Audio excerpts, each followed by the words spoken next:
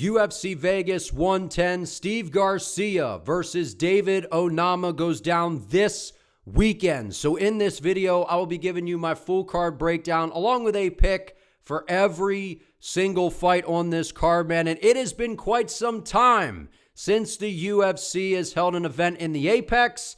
We know what that means, man. Every time the UFC is in the Apex, these fight nights are kind of underwhelming when you look at them, but we have some amazing matchups on this card, and these cards usually end up having some absolute bangers, dog. And I think that is what we are in for come Saturday night. This main event in the featherweight division, dog, it is an amazing fight between Steve Garcia and David Onama. And I love the co-main event as well. Waldo Cortes-Acosta versus Donte Delija. We got some fun fights on this card. Excited to break this one down.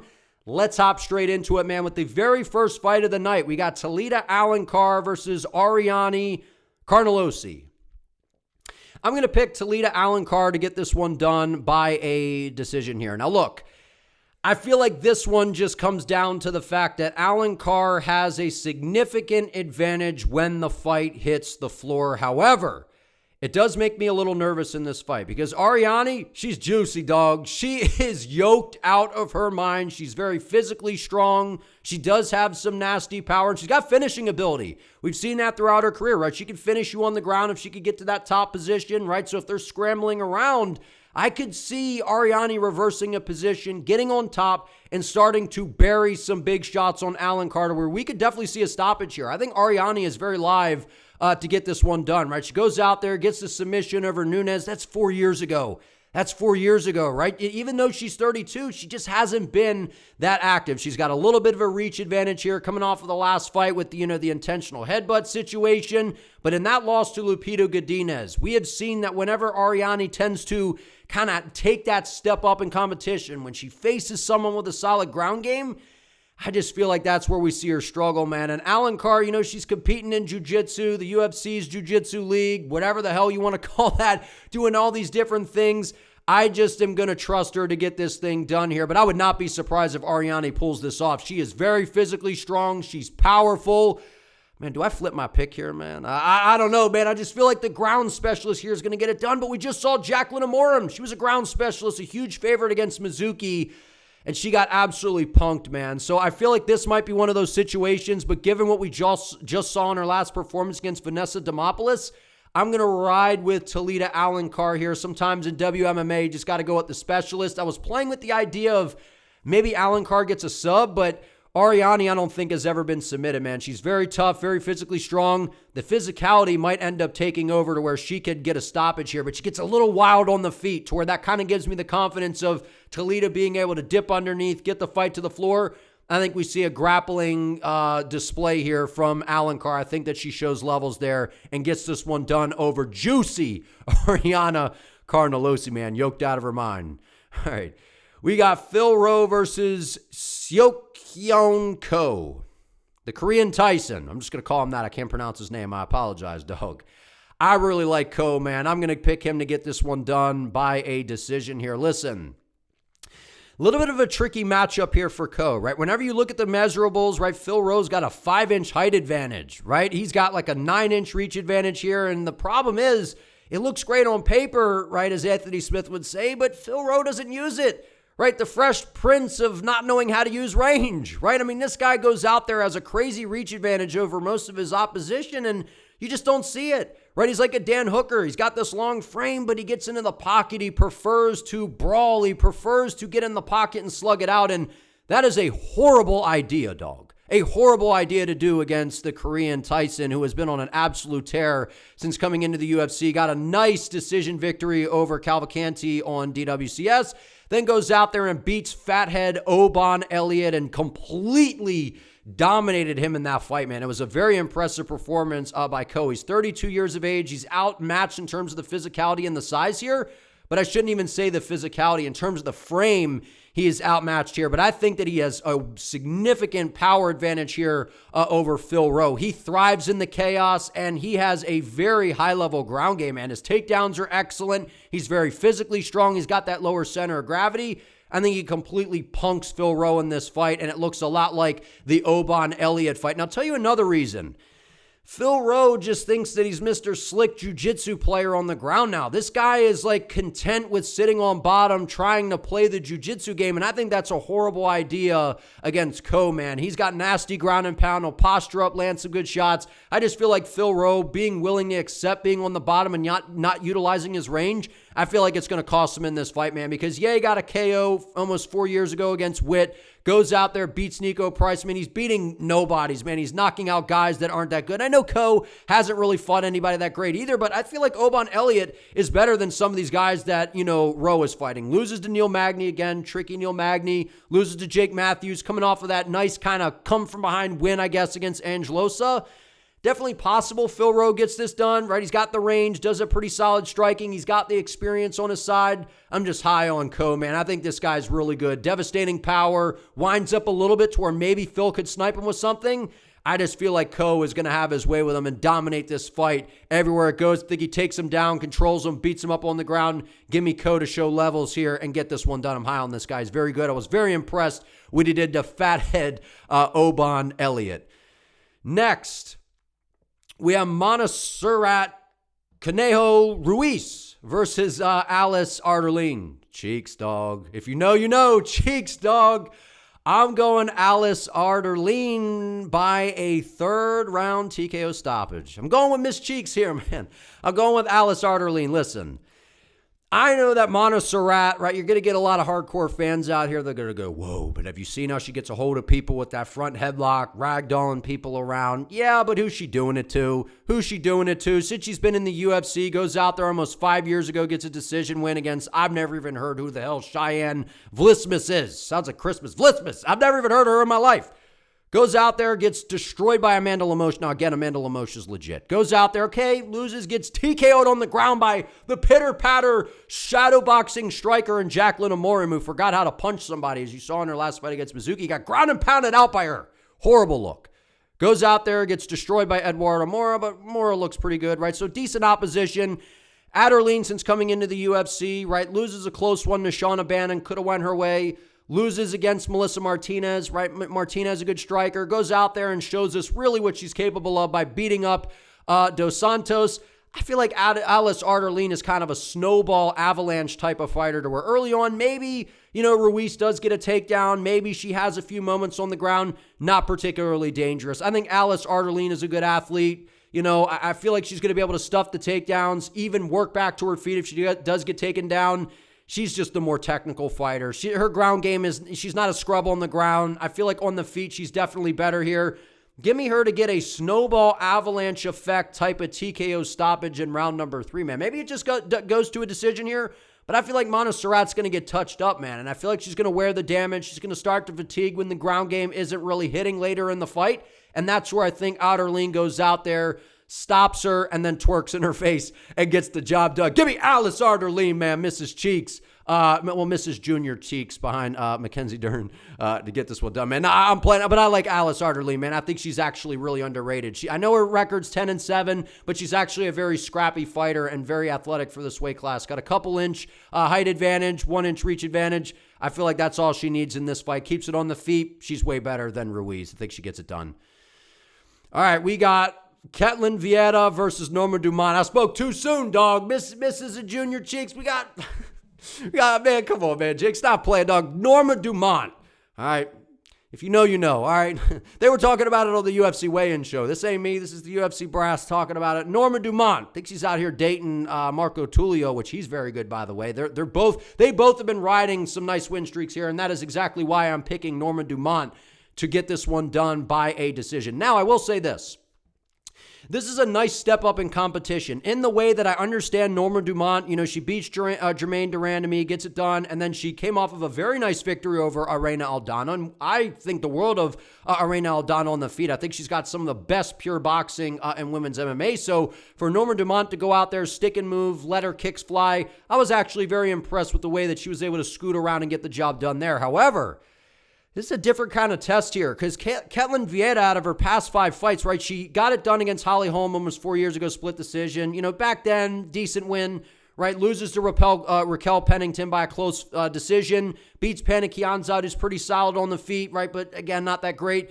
loses to Kayla Harrison, makes it in that fight, doesn't get finished, doesn't get stopped by Kayla Harrison, so maybe take a little bit of a win there. Then goes out there and beats Macy Chasson, but we're seeing Macy Chasson, I mean, she doesn't even know how to use her range.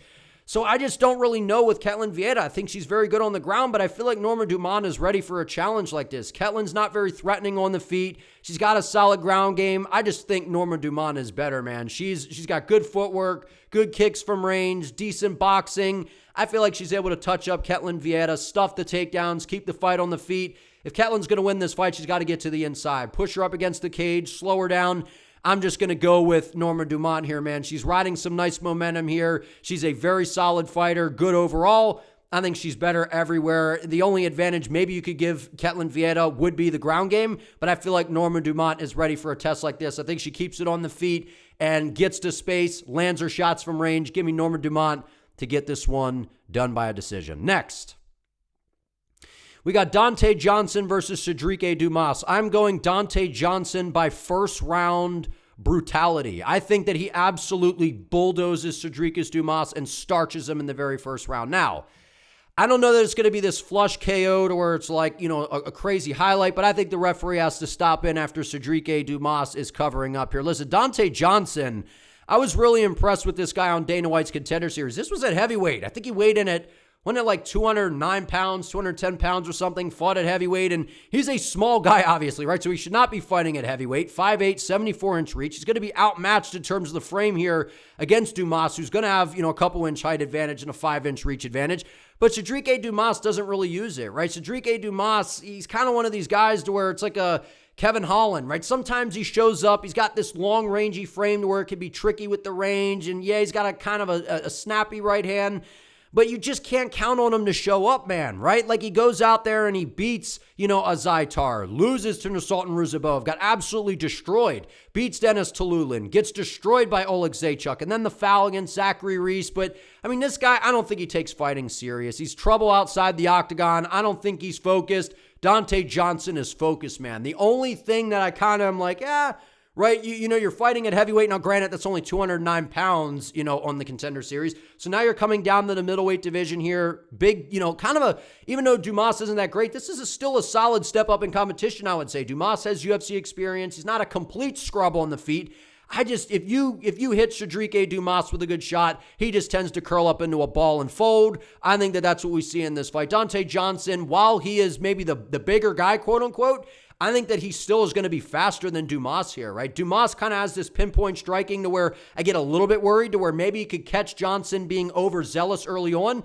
But I feel like Johnson's going to come out fast. I think he's going to come out hot, land some big shots. Maybe he even takes Sedriques Dumas down and beats him up on the ground. I think Johnson is far more explosive, more dangerous, and I think that he is going to be a storm that Sedriques Dumas is just not going to be able to get out of the way of. Give me Donte Johnson by first round domination. Next, we got Timmy Cuamba versus Chang Ho Lee. I'm going Timmy Cuamba by a gritty decision here. I got that written down, gritty decision.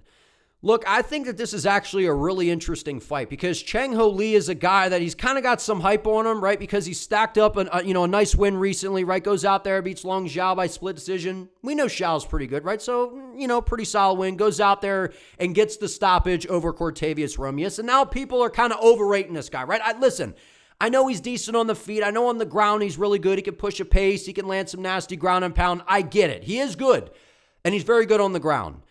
But I feel like he's going to struggle a little bit in this fight, man. Timmy Cuamba, I feel like, is criminally underrated, dude. Since we've seen him come into the UFC, right? Gets the, decision victory over Vogel on DWCS, right? Goes out there and goes to a split decision with Belagioki. Belagioki is very dangerous, man. He's a super powerful guy, right? And again, Cuamba's coming down here. So I'm curious to see kind of what he looks like in this weight class. Loses to Lucas Almeida, which, maybe not the greatest loss, right? I think Lucas Almeida is decent, but goes out there and starches Roberto Romero with a flying knee, and I was very impressed, man. Timmy Cuamba's got some background. He's got some experience in boxing. I feel like he's going to put that on display here, man. He's a scrappy guy. I feel like he's going to have a little bit of a strength advantage here. I do worry about him kind of coming into this weight class. Are we going to see him maybe affected a little bit there, compromised with the, the durability of the weight cut? I'm just not so sure that we see that. When you're bouncing around weight classes, I get a little bit concerned. When you try to drop down, it comes off to me as you're trying to bully around the smaller guy. But I really like the speed and the precision of the boxing of Timmy Cuamba. I think he's going to touch up a defensively irresponsible Chang Ho Lee, man. But if Lee can implement the ground game, if he could go out there, take Cuamba down, beat him up on the ground and keep the fight there, I think he can definitely get this one done. But I'm going to trust the experience of Timmy Cuamba. I think he keeps it on the feet. I think he's not just going to be the super easy guy to take down. I like him in this fight, man. He's got a couple inch reach advantage. I think he's going to be, fighting behind a good jab, let the right hand follow. Give me Timmy Cuamba to go out here and win a gritty, tough decision over Chang Ho Lee. I think that this is a very entertaining fight. I think Timmy Cuamba comes out a winner in a close one, man. I like his striking, and I think that his ground game is enough to get the fight to the feet where I feel like he has the edge. Next, we got Kevin Christian versus Billy Elekana. I am going Billy Elekana by a round 2 TKO stoppage. Listen, I don't think Kevin Christian is UFC caliber. I just don't. I'm sorry. I don't. From what I saw from him on Dana White's Contender Series, okay, yeah, it looks great. If you didn't watch the fight, goes out there, gets a submission, and you're like, wow, he beat a 4-0 guy. Got a submission. Must be impressive. He ain't impressive. If you go back and watch him on LFA or whatever promotion it was, I was watching this guy going slingshot ooga booga mode. Hands at his hips, winging these flailing arm punches, chin on a platter, no defense whatsoever, and his opponent didn't have any defense either. They were just slinging leather, man. I'm trying to remember. It was one of these fights, I think. The guy was like 4-1, or it was this fight right here, I think, against Miguel Porto. I mean, even though he got the stoppage there, the guy has power. Like, don't get me wrong. He's got power, got a decent jab, got decent right hand, some kicks here and there. He's good on the ground, right? If you get caught in his guard, he might be able to catch Elekana with something. But I feel like that's kind of what he's banking on here, right? But he's a very tall guy for this weight class, man. I know light heavyweights are big, but he's 6'7", man. Very, very tall guy. Kind of has that tall man defense, right? Doesn't move his head a lot. Very defensively irresponsible. It's got a 3-inch reach advantage here. I don't like him in this fight at all, man. I got a lot of questions about his skills coming into the UFC. I know, and the guy that he got this victory over on the Contender Series, this guy gassed out, right? And then that's where Kevin Christian just took over and was able to get a submission. I like Billy Elekana, man. I think he's very underrated, right? Comes into the UFC, loses the debut against Bogdan Guskov. I believe this was on short notice. Again, Guskov, a guy that's in the rankings, guy that just KO'd Nikita Krylov, right? So a very skilled opponent. And Elekana was doing pretty well early, right? And then Elekana goes out there and beats Ibo Aslan by a lackluster decision. But with Billy Elekana, he reminds me of like a city kickboxing guy, right? He goes out there, he's a southpaw, he's got this long-rangey, sniper-like style. He throws a lot of feints out there. He's a very high-Q-like fighter. He doesn't get into these brawls, doesn't get into these, firefights. He tries to avoid it at all costs. I think he's going to be able to catch Kevin Christian in this fight. I feel like Kevin Christian is the tailor-made matchup for Billy Elekana to go out here and put on an exciting performance. If you chase after a sniper and, a technical sharpshooter like Elekana, that is kind of where you can fall on your own sword. I think Kevin Christian is way too aggressive. His defense sucks. Give me the more technically sound fighter here, Billy Elekana, who I know isn't necessarily a knockout artist, but at light heavyweight, everybody has power. I like the speed and the precision and the technicalities of Billy Elekana. I think on the ground, he's better, right? Maybe Christian, with his guard, he's got some good, submission game. I like Elekana on the ground, man. I think he could beat him up on the ground, get in that top position, avoid, the arm triangles, avoid, all the different submission attempts that Christian's going to throw up. Give me Elekana to tag an overly aggressive Christian on the feet and get the referee to step in and get a finish here. I like Billy Elekana a lot in this fight, man. Next, we got Allan Nascimento versus Cody Durden. I'm going Allan Nascimento by a first round submission. First round. I don't know why I skipped past that. I'm going Allan Nascimento to get this one done, man. This was supposed to be, who was it supposed to be? Rafael Esteban. And I was really looking forward to that fight. And I actually was probably going to pick Nascimento in that fight, right? So this is a late notice step in here for Cody Durden. And Durden has just really been on the decline, man, right? And a lot of that is he's kind of a product of been fighting some pretty solid competition, right? Got subbed by Tagir Ulanbekov, got starched by Bruno Silva, right? Gets a submission victory over Matt Schnell. But again, everybody lately has been finishing the chinny Matt Schnell, right? Gets, touched up by Joshua Van, but made it the distance, right? So I guess you can celebrate that. Goes out there, gets starched by Jose Ochoa. I picked Jose Ochoa to get, to get the victory here. I have been doing very well picking against Cody Durden, man, right? He's decent on the feet, not particularly great, decent wrestling, right? But not particularly great anywhere. And I think in this aspect, in this matchup here, Allan Nascimento, this is more about what he's able to do. I feel like this guy is, I don't want to say a dark horse in the flyweight division because enough people are giving him credit, but I mean, yeah, he lost a close decision to Tagiro Mbeka, but he's going out there beating Jake Hadley when Jake Hadley had momentum, right? Goes out there, submits Carlos Hernandez, and this win has aged incredibly well, man, against Jafel Filho, who, again, that was kind of, I picked Filho to win that fight, and he lost the fight, I thought, right? He got into these positions, was chasing submissions, found himself in bad spots, and that's where Nascimento was able to control the fight and get it done. But I just feel like, he's got a couple-inch reach advantage here, and what we've seen on the floor from Nascimento, I just feel like he's going to be able to snag up a submission here against Cody Durden. I feel like on the feet, maybe Durden could be a little bit better, maybe, right? Maybe he's got a little bit more danger than Nascimento there. Nascimento's serviceable enough on the feet to where I feel like he gets tangled up with Cody Durden. I don't know that Durden's going to look for takedowns. I think that'd be really dumb of him in this fight, but you never know with Durden, right? Durden. Not like Cody Durden, man, but he just makes some questionable decisions. And I feel like when you're going to do that against a specialist on the floor like Nascimento, I feel like you're just asking for problems. I feel like Allan gets this fight to his world. I'm going first round sub by Allan Nascimento. I think the guy's very, very good. When you're doing really well on the floor against Jafel Filho, I've seen enough. And when you're doing well against Tagiro Mbeka, I've seen enough to know that your grappling's legit. I think he's got a big edge there. Give me Nascimento to get the first round sub. Next, we got Chuck Buffalo, Charles Radke versus Daniel Frunza. This is one that I've toyed with. I've toyed with this one because of the fact that Charles Radke is kind of an all-or-nothing fighter. He gets in your face.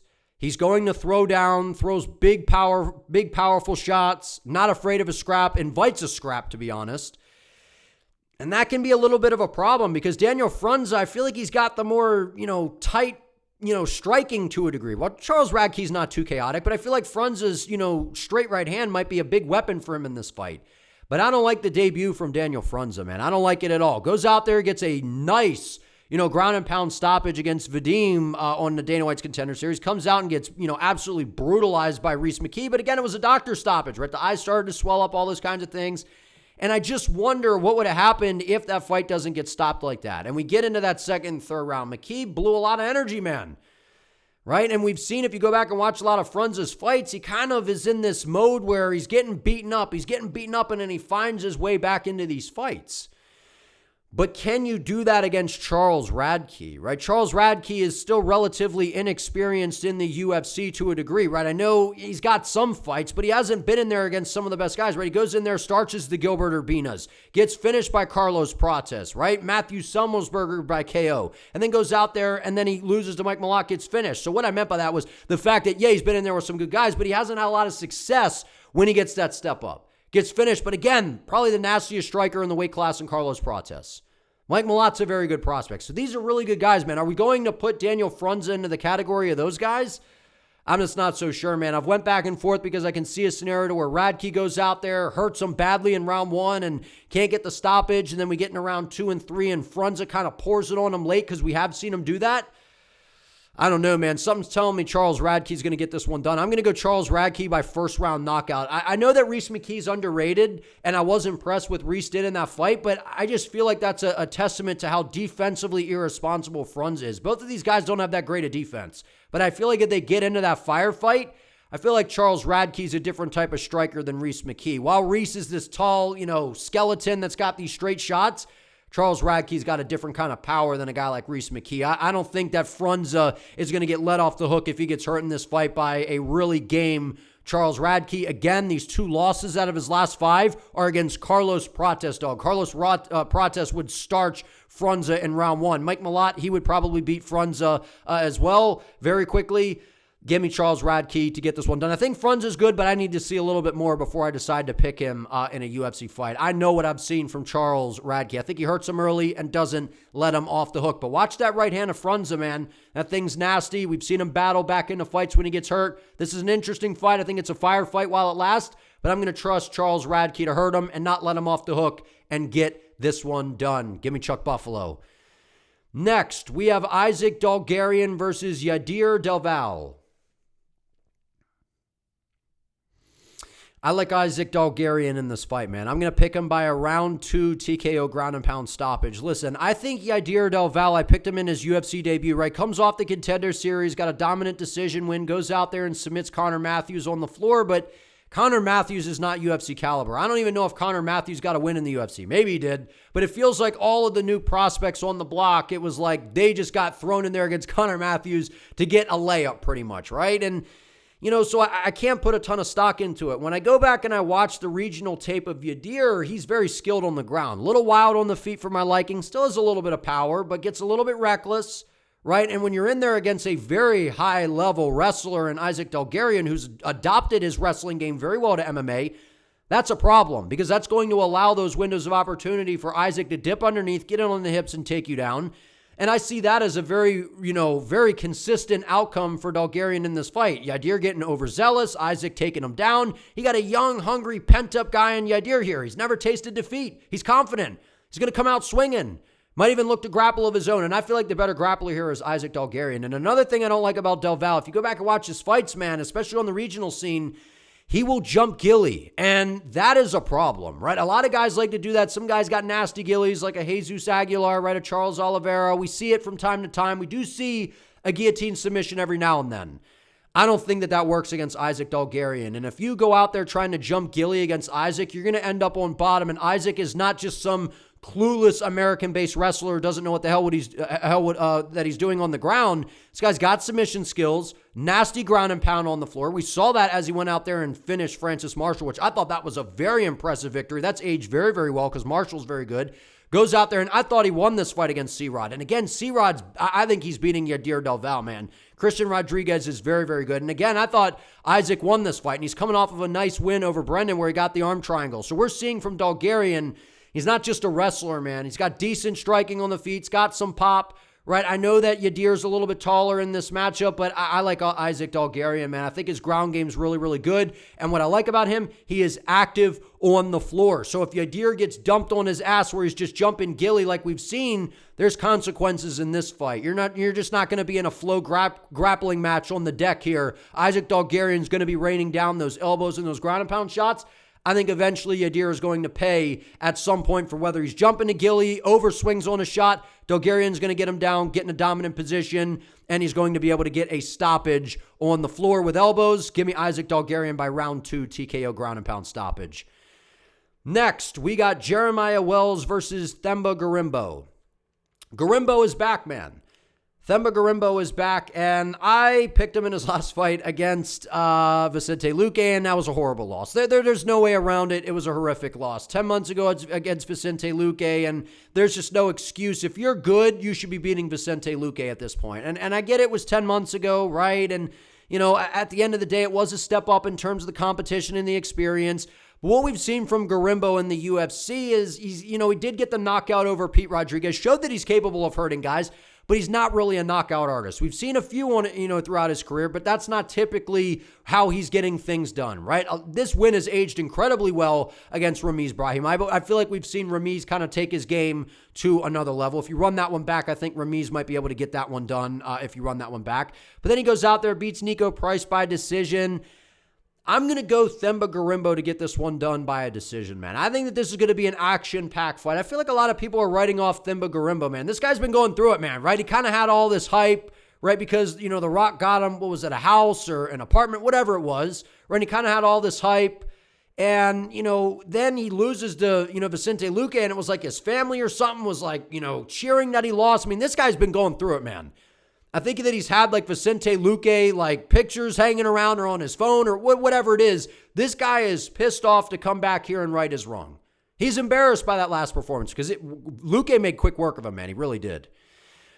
But I feel like at almost 35 years of age, Themba Gorimbo is going to beat Jeremiah Wells. Listen, I know that Jeremiah Wells is 39. I'm not really so much looking into that. Jeremiah Wells is incredibly explosive. He is the more dangerous fighter, I would say here, right? And what we've seen throughout his career, goes out there, gets the finish over Mike, right? Starches Court McGee, which that was a nasty knockout over Court McGee. But again, that was, 3.5 years ago, damn near, right? Goes out there, split decision against Matthew Semmelsberger, got hurt badly in this fight. That's a theme with Jeremiah Wells, man. He gets wild, throws these big, wild, ooga-booga slingshots, forgets the technique, Actually, he doesn't have much technique on the feet at all. Just kind of relies on his explosiveness, right? Goes out there, gets finished by, Carlston Harris on the ground. Had moments, got hurt a little bit in this fight, then gets submitted, right? Loses a split decision to Max Griffin. He's been getting touched up in his fights, man. And I don't think Themba Gorimbo is as good as a lot of people initially thought. But he's just a more technical fighter at this point, man. Maybe Jeremiah Wells does catch him because we've seen that Gorimbo kind of lets his guard down, right? You could kind of take advantage if you put that pressure on him. But given how reckless Jeremiah Wells is with his chin out in the air, throwing these wild arm shots, man, that if they land, they could definitely hurt you. But I think Themba Gorimbo's striking is more precise to where he could beat him to the punch and maybe even get a knockout here. I think Themba Gorimbo, even on the floor, can hang with Jeremiah Wells. I know, Jeremiah Wells is pretty good on the floor, but is he that much better than Themba Gorimbo? I'm not so sure. Maybe he is. But I think Wells on the feet, he's dangerous for sure, but I'm going to go with the more technical guy and a guy that I think is very motivated to go out here and get this one done. I know Wells was buzzing for a fight, right? He was buzzing for a fight, man. It had been a little while since he, fought Max Griffin almost 2 years ago. I think we're going to see a little bit of rust here from Wells. Give me the more technical guy in Themba Gorimbo to go out there, outscore him, land the more damaging shots. I think he's going to drop Wells. Maybe Wells does hurt Gorimbo earlier in the fight, but I'm going to go Gorimbo by decision. I think he lands more shots, man. Next, we got Waldo Cortes-Acosta. I'm making sure I made my pick there. Okay, Waldo Cortes-Acosta versus Ante Delija. This is a great fight at heavyweight. This is a co-main event, man. This is an amazing co-main event, especially for the Apex. And a lot of people, I feel like, are going to write off Waldo, right? Because he went on a nice run, man, right? Beats Andrei Arlovsky, became public enemy #1, taunting Arlovsky, right? Like that, man. That was just rude, man. Don't be doing that to Arlovsky, right? And that's kind of why I don't like this guy, because what he was doing to Arlovsky. Then I was like, oh, man, kind of put my grudge aside, right? Goes out there, dominates Rebellis Despain on the ground, but we saw Despain's nothing more than a striker, big explosive guy, no grappling zero, brother. We saw that in this fight. It was an easy win for Acosta. Goes out there, finishes Ryan Spann, right? And again, Ryan Spann, if he shows up, he can knock out anybody, in the division. And then the other times when he doesn't show up, he gets knocked out by people you don't even know. But again, this was a great performance by Waldo Cortes-Acosta. Just got to him, broke him, was able to knock him out. Then he got a close unanimous decision victory over Sergey Spivak. But I was kind of split on this. That's what I was going for. I was split because I thought that Sergey Spivak might have gotten this one done, man. This was a close fight. Right, and the theme that we've seen with Waldo Cortes-Acosta is, he throws these nice leg kicks out there, attacks the calf well. He's got solid boxing, moves pretty well for a heavyweight. But I picked Sergey Pavlovich to get it done against him because, again, Sergey's got dangerous power. Sergey moved forward. He's got nasty boxing. And if you can put it on Waldo Cortes-Acosta and not let him fight this super technical kind of striking battle, he tends to struggle a little bit. That's something I'm noticing. And while Cortes-Acosta is slick for a heavyweight, his takedown defense has gotten really good. We've seen that in the fight against Spivak. I was very impressed with his takedown defense. He's got good boxing. He's got a really good jab. Works the body pretty good, right? But he kind of just slings these shots out there, right? In the right hand, he's not really digging in on anything to where he's not really starching people. I know he stopped Ryan Spann, but a lot of these fights are decisions. So I'm a little worried in this fight for Waldo Cortes-Acosta, and that's why I'm going to pick Ante Delija by a decision. And a lot of that has to do with I've been high on Ante Delija, man. I watched him over in the PFL, right? Comes into the UFC, I picked him to beat Marcin Tybura, goes out there and starches him. And welcome to the UFC, Ante Delija, right? Training with Thomas Paul Aspinall, training with Mick Parkin, right? He's got good training partners around him, man. Martin Budai. Right, he's moving around with all these big guys. Modestus Bukauskas, right? He's getting tons of looks in there, man. He's out there moving around with Tom Aspinall. He knows what it's like to be in there against a big athletic heavyweight. So I don't feel like this is going to be anything new. And Ante Delija, one time, he's the protege of Mirko Krokop. He's got that Croatian striking, man. Devastating power in his hands. And I feel like the big X factor in this fight is, yes, the power and the striking of Delija, but also he's got a nice ground game to where we've seen that Waldo stuffs the takedowns well. But when you have the grappling threat, it tends to open some things up on the feet, man. And we've seen Delia's got a pretty good gas tank. He's got a good gas tank. And while Waldo doesn't necessarily get tired, we do see him slow down a little bit in fights. I feel like Delija is going to set a pace on him, man. He's not worried about being taken down in this fight. He's going to have to watch out for the low kicks because Waldo's got some nice calf kicks. He's got a good jab. He's a pretty slick heavyweight as well. But I feel like Cortes-Acosta is getting figured out a little bit, man. I'm not saying that Ante Delija is Sergey Pavlovich, right? Sergey's very, very good and he's very dangerous. So Waldo kind of has to fight a smart fight there. I feel like Waldo's going to try and stick and move from the outside here, man. And those big winging baseball, shots that he throws, former baseball player, right, as Waldo.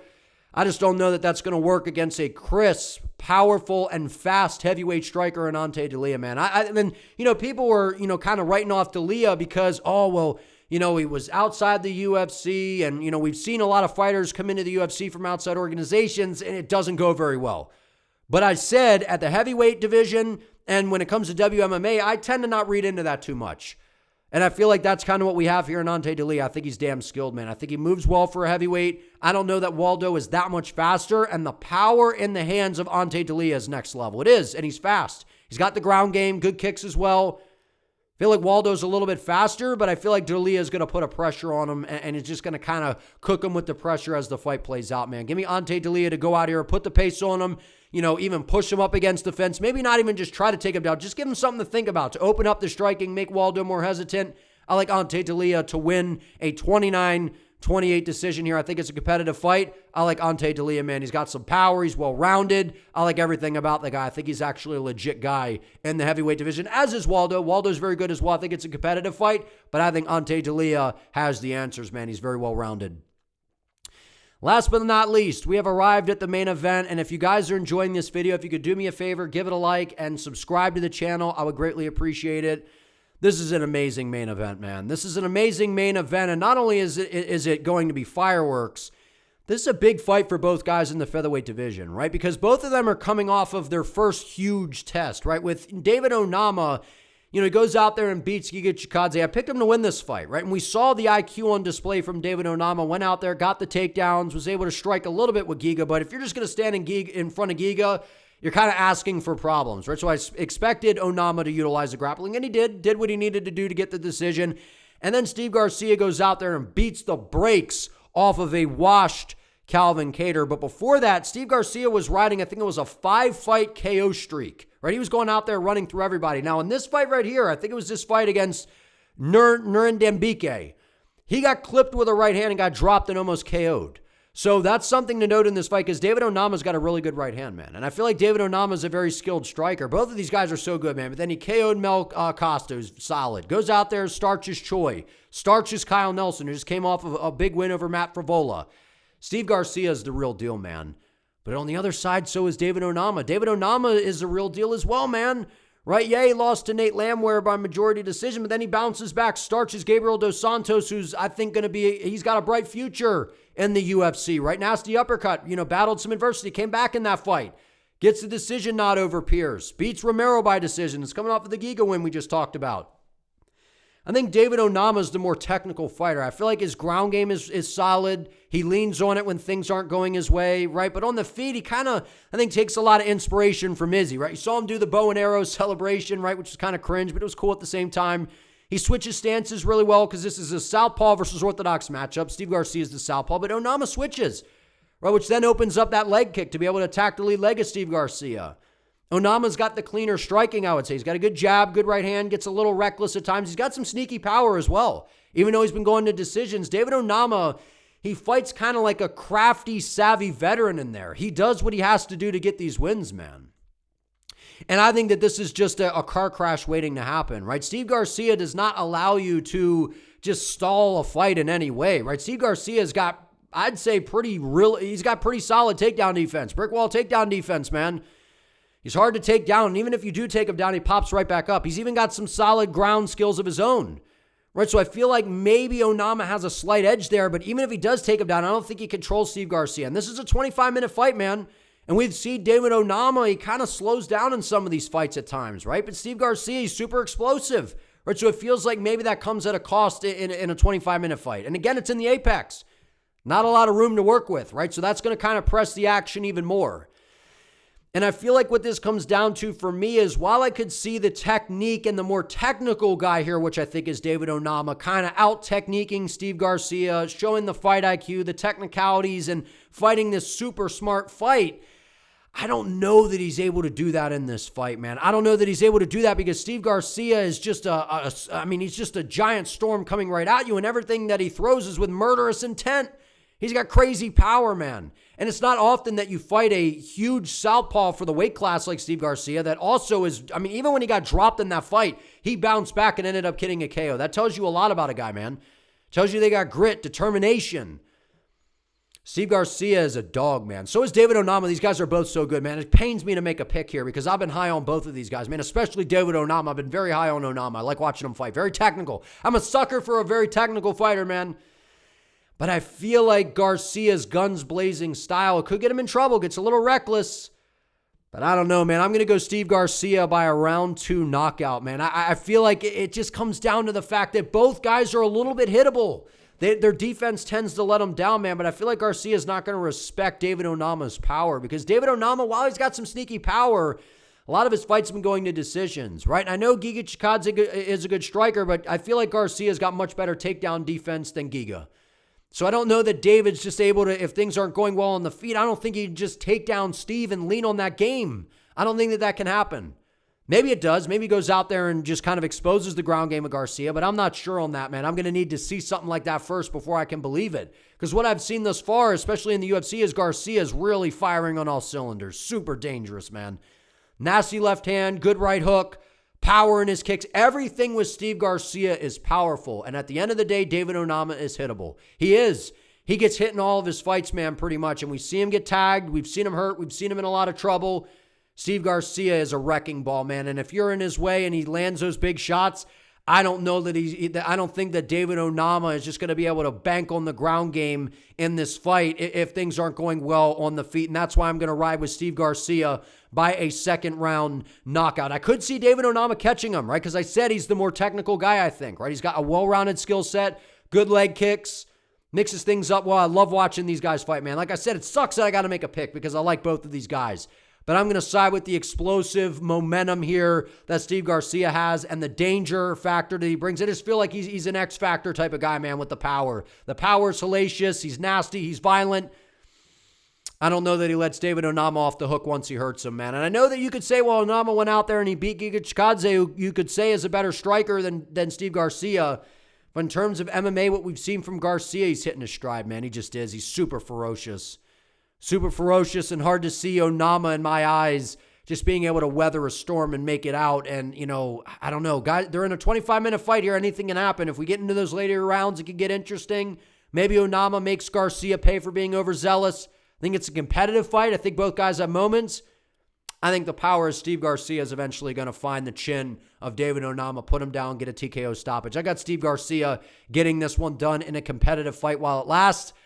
I just don't trust the defense of David Onama in this fight, but I definitely could see Onama going out there and landing a right hand on Steve Garcia because we saw that in this fight. We've seen Garcia can get a little wild to where he can pay, but I don't know that Onama does that in this fight. Give me Steve Garcia with the momentum and the power that this guy has. This dude's very dangerous, man. I'm excited for the main event, excited for this card, but if you guys enjoyed this video, give it a like. Let me know what you think down in the comments, and if you could please subscribe to the channel, I would greatly appreciate it. See you next time.